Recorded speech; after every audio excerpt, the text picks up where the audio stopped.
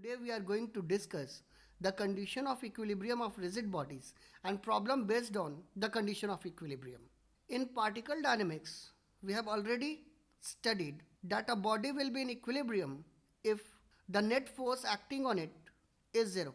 But since we are discussing rotational dynamics, or we can say we are studying about rigid body, so the equilibrium will vary somewhat. As we can see, a rigid body may undergo translational as well as rotational motion. Thus, for the equilibrium of rigid body, the translational as well as rotational motion should be at equilibrium. The basic condition for equilibrium is summarized.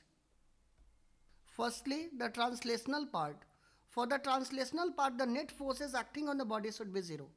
So we can say summation of F, that is the net forces acting, is equal to 0.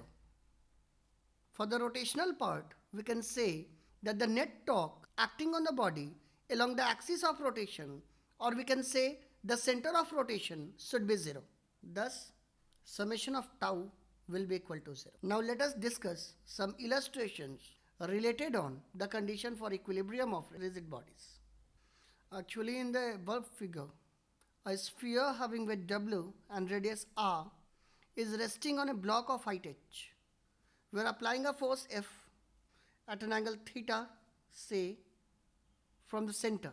We have to calculate the minimum magnitude of force which is required such that the sphere just loses contact with the ground. Basically, this is a problem based on the concept of limiting equilibrium.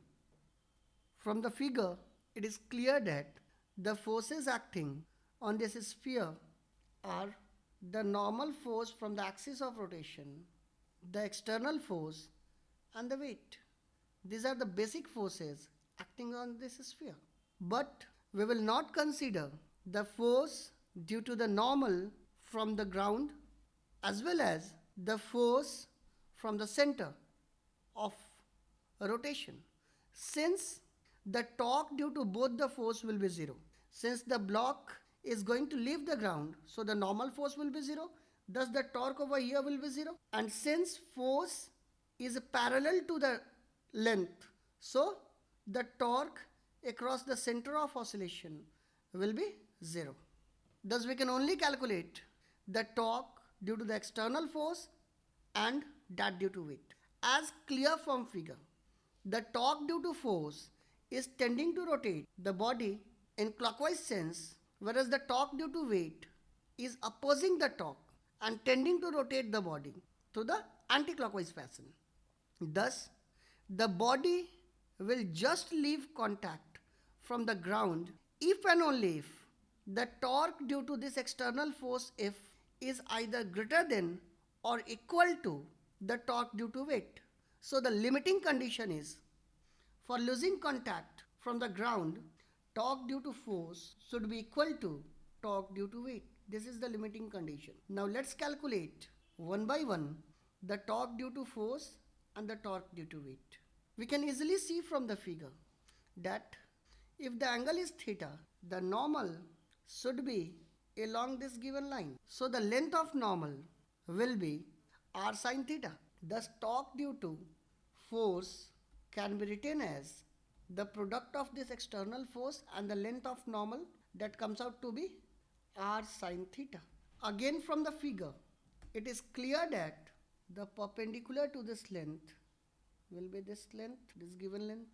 We can show it from this baby line, and while calculating it, we can see the perpendicular to the weight will be square root of the difference of a square of radius and r minus h, which will come out to be equal to, this is the length of the perpendicular, and at the same time the torque due to weight will be equal to the product of weight and the length of perpendicular.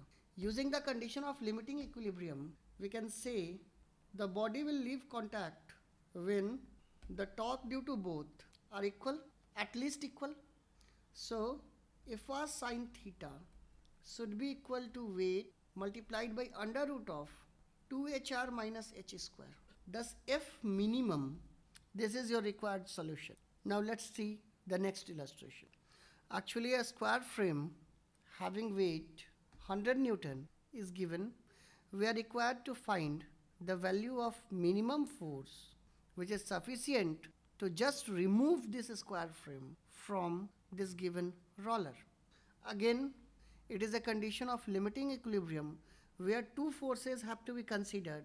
The first is weight and the second is force. Firstly, let's consider the torque due to this force. Let us consider that the side of the square be A. Thus, the diagonal will be A root 2. The length of perpendicular will be A root 2 sine 75 degree.